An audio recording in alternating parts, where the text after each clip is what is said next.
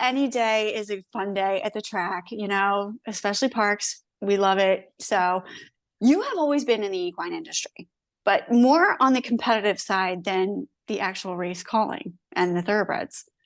How did you get into horses themselves? So I got into racing as a kid. We didn't grow up with a lot of money, and I was a horse crazy kid living in a city. So for me, the racetrack was kind of the first way I could find and be around horses. Like I took once a week lessons growing up as a kid, but we really couldn't afford much. So as soon as I could drive to Rockingham Park, I found the racetrack.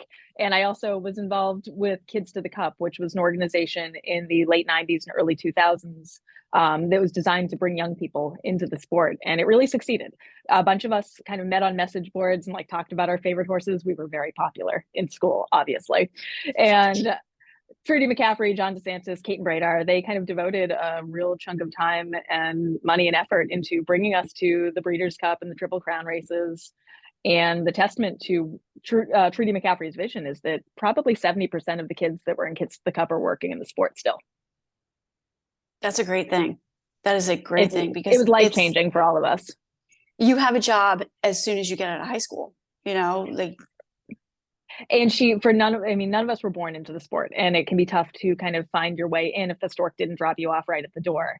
And because of the connections and the friendships that we got to make because of Trudy and Johnny D and Caton, we had people and we had a way in, and it was life changing for all of us.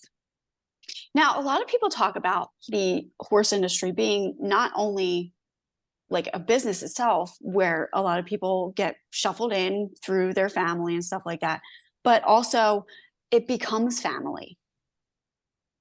It absolutely does for me. And I think our entire sense of self gets woven up into what we do in the racing industry or the horse industry. This isn't what I do. This is who I am. So that's great. That is a wonderful thing. Like I'm very lucky, but that also comes with like the occasional existential crisis too, when your entire sense of self is a part of this. Yeah, you said on Christmas you were out feeding horses, weren't you? I was. So I wanted to give the folks that work at the barn. I keep my yellow horse, the one I'm actively showing, at a really lovely full service barn. But it's Christmas morning. Like I don't have kids, and some of these folks do. Let them have Christmas morning with their families. So I volunteered to go feed all the horses.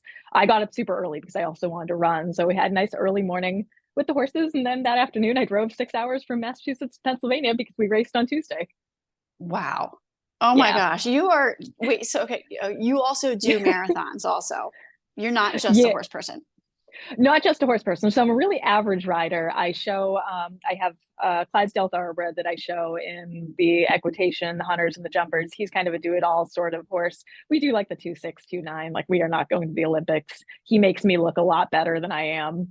I broke my back in a riding accident 2 years Oh my ago gosh. on a young horse. So I'm just very grateful to be able to do anything really at this point. Mhm. I couldn't walk for like 5 days and then was in a back brace for 4 months. So coming back riding and running from that was really challenging. But he's a Mhm. saint. He takes really good care of me. And I run marathons. I've run 3 since my accident. Hey, you know what? I always say if you can't run, they will run for you.